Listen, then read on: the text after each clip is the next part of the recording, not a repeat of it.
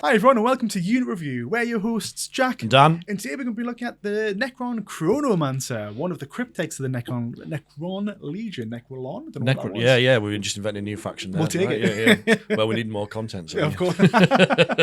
always. Yeah, I mean, Chronomancer's absolute favourite for a lot of good reasons, I think. It's a great unit, gives you some, we always talk about this, but a lot of versatility. Yeah.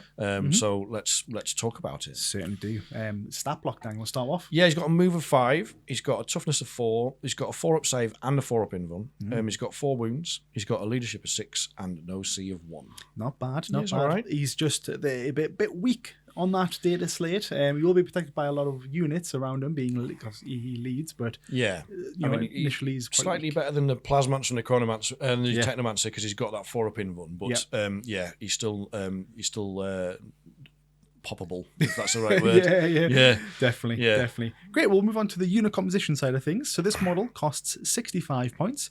It is also equipped with the Aeon Stave, that's how you pronounce that. And as I briefly mentioned before, he can lead the Immortals and Necron Warriors, but he can also be a part of the squad alongside a Royal Warden or a Noble model. Nice. Because he's a cryptech, you can attach cryptechs to certain units as well. Like it. Lovely. Keywords, Dan. He's got Necrons, no surprise to anybody. He's got the Cryptech keyword. He's infantry, a character, and Chronomancer. So all very straightforward keywords. Nothing to worry about there. Nice and easy. And pretty much the same for the weapons, if I'm honest. Again, he has one weapon profile, so it's the Aeon Staff. In the ranged capabilities, it is Blast Weapon. It has an 18-inch range, D6 number of attacks, which is odd, and plus 4, strength 5, minus 1 AP and 1 damage. And in the melee profile, he has 3 attacks, hitting on 4s, strength 5, minus 1 and 1 damage. Yeah, I mean, it's okay, but that's not why you're taking it, is it? No, it's for his abilities, Dan, and you want to start off with those ones? So he's obviously got reanimation protocols, which at the end of your command phase, you can reanimate back D3 wounds, which is tasty. Yeah. But the main reason we're taking him is the other 2 abilities. He has the Time Splitter Mantle, and what that does is while this model is leading a unit, each time an attack targets that unit, subtract 1 from the hit roll. So it's each time. It's not like stealth where it's just shooting. It's also in melee. Yeah, it's very, very strong. It is. It is. Somebody mentioned in the comments the best saves are the ones you don't have to make. So yeah, the fewer attacks you get through, the more resilient you are. Oh, absolutely.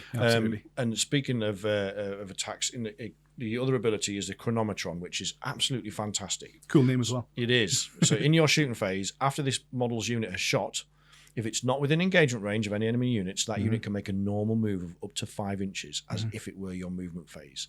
It's what is also known as fire and fade, or around these parts, shoot and scoot. I love it. Yeah, it's very good to get in those right positions as well, to try and either take out either units or protect the unit that you want to keep safe. Yes, really good to get back behind cover. Just remember, if you do shoot and scoot, you're not eligible to charge. That's the only thing that's worth bearing in mind, but it's a very, very strong ability. You don't want to charge with the unit that you're going to... Probably not. Unless you're trying to cap an objective, but you're still out. I'd be in favour of not doing that. Yes. Yeah. Very often, as we'll come on to, you're probably actually moving the other way. Most times. Yeah. Love it. Good. Well, move on to the enhancement side of things, because you can still give this guy a little enhancement. In the Canoptic Court attachment, you can choose a Cryptech model, and while the bearer is leading a unit, this unit is wholly within the army's power matrix.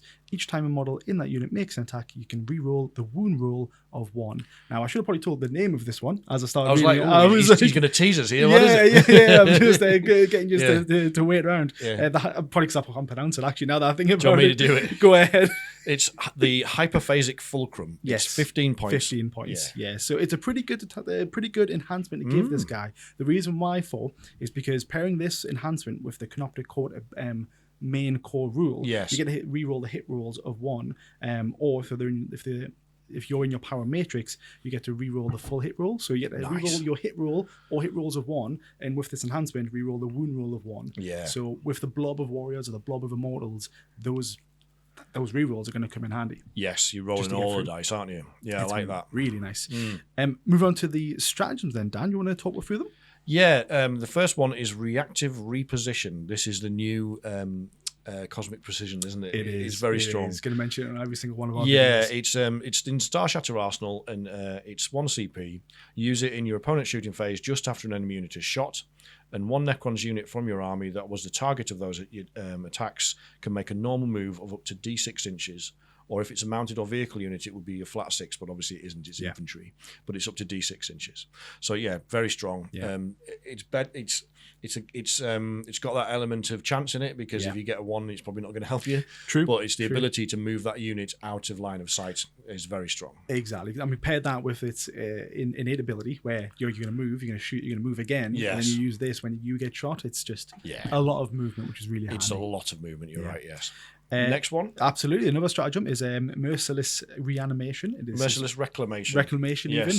I can't speak. It's 1 CP. And again, this is in the Star Shatter Arsenal. You know, everyone can probably see a trend now. Yeah. But this is in your shooting phase or fight phase. Obviously, you select this unit, and until the end of the phase, each time a model in your unit makes an attack, if the target of that attack is within range of 1 or more objective markers, you add 1 to the wound rule. Nice. Which, again, comboed is just so good. Yeah, it's very good. +1 wound is always tasty on those immortals or warriors. Yep.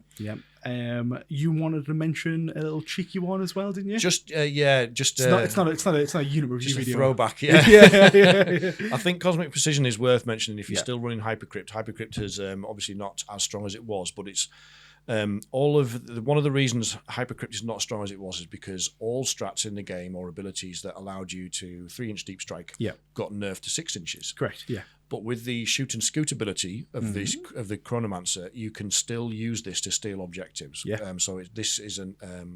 It pairs very nicely with the Necrons, and particularly in Hypercrypt. Yeah.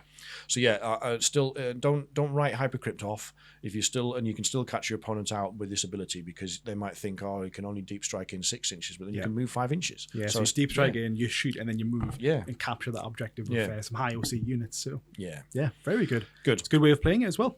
Yeah, speaking of which, there was 2 main ways, wasn't there? Yeah, to play this unit. Again, massive thank you for all the comments out there that everyone said. But yeah, there was again just a big divide, and I can see why, because no one's right or wrong. It really just comes down to your play style. Yes. Because you can obviously bring immortals or Necron warriors with this one, and both units benefit just as much as the other. Yeah. So it's all about what do you want this unit to specifically do. So I've put them into 2 little ones. First one is called Mr. Blobby.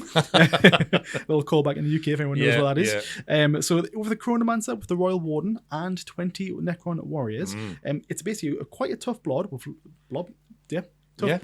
with lots of OC.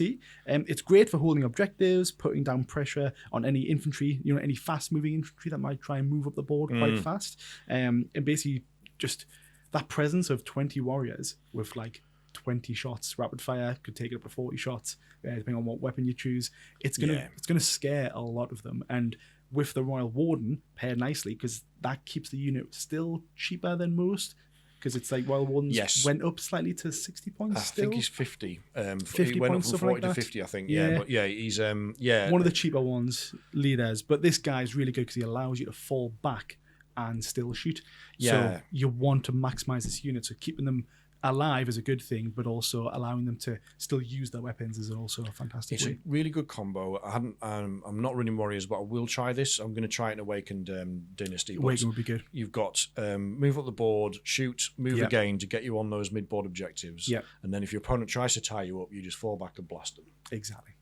Happy days. And if you win the Star Shatter one, you could also move if you get shot. Yes. And then you got that extra. Extra flexibility of moving is really, really good. Yeah, I like it. The other way is the Speed. I've called it the Speed Freak. Nice. So the Chronomancer with the Translocation Overload with 10 Immortals. This basically just gives you a potential. I think it was 16-inch movement. So you move, you advance.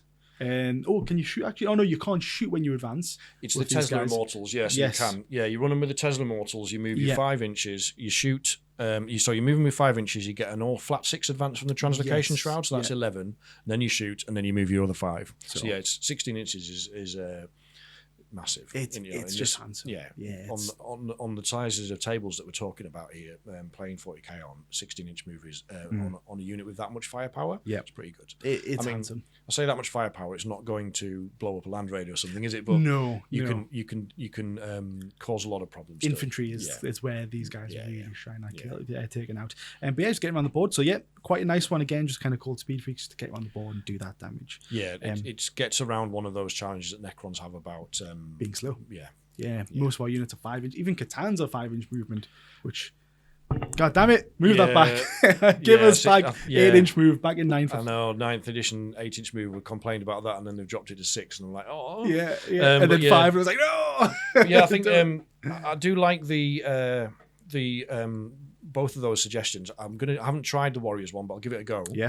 But I do running with the Translocation Shroud. Just that movement is just really big. It's just handsome. Yeah, if you're it's not really good. if you're not playing Star Shatter when you've got assault, so you can advance. And Yeah. You're probably running vehicles which have got a lot, higher movement anyway, typically, or mounted units like you did Locusts. But if you're not playing that detachment, this is a very good way to get around that mobility issue, isn't it? It is, and people might think, oh well, the Necron Warriors, their weapons are only 12-inch range with the Reaper ones. Yes. However, obviously this guy has a weapon profile of an 18-inch range, so if he shoots, you can still move. Ah, right. Yes, So- of course. Yes. So don't forget about that. That's a good. Yeah, that's very good. Or if you again pair that with the Royal Warden, I think his weapon profile is 24. At least. So again, that 24-inch range, you've still got the flexibility. As long as he shoots, or as long as someone shoots in the army, you get to move. The whole unit gets to move. Yeah, Good. So, really handsome. How to verse this unit? I've kind of referred to him as the Chronomancer is like a librarian carrying books in the rain. That's deep, man. Yeah. They will die. Unfortunately, they are a wet paper towel. They will go down. Again, they've got that nice invuln save, but realistically, any precision weapon that's going to get through, or if you target on combat and use the core stratagem for precision, they're gonna drop basically. Yeah, I think so. And there's some snipers, like some of the assassins, have got access to once per game abilities that turn your invuns off, don't they? That's true. So Yeah, so you're dead. Just basically. gone. You're dead. Yeah, and I That's think it. it's minimum 3 damage. Yeah. On most Yeah. snipers. So Yeah, unfortunately, although anyone that runs those assassins will know that they hit on 2, so you always roll a 1. it's just standard. It's It happened to me yeah. 3 times in a row. Yeah, Well, 6 times in a row because I re-rolled each of them yeah. every single game. I will never bring that unit again. I stand by that. And statistically, that's just phenomenal. Like, It is. You probably had a better chance of winning the lottery. It's I put it on, didn't win. Yeah, but yeah, I mean, the only other thing I wanted to think about was if you're going for tankiness or running him in the blob of warriors. Yeah. If you've got the spare points, is it worth bringing the Crypto Thralls to give him the 4-up feel no pain? Because between a 4-up invuln and 4-up feel no pains, it might be a bit more tanky. Just at that point, that unit is like because like they're the sunk 60 cost points. fallacy. Yeah, Yeah. it's like what Yeah. it's. Because I mean, the Warriors didn't go down in the latest data slate either. No. If the squad's at 20 at least, Yeah. anyways. So that is we're looking at like 400 odd points. It's a big investment. You're Yeah. right. It's probably. I think it's.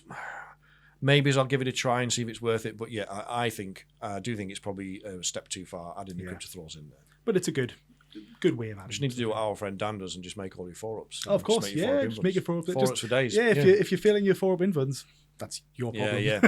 you need to be You better. need to get good. Better Yeah. dice. Fake But yeah, dice. I like this unit a lot. I think It's it's the most versatile, I think, out Yeah. of the Chronomancers, out of the Cryptex. Yes. It's definitely the most versatile out of the There's 2 of them. Chronomancers. Yeah. But yeah, so yeah, I do think I like this a lot. I feature this quite a lot in my armies. Yeah. I'm assuming a lot of you do as well.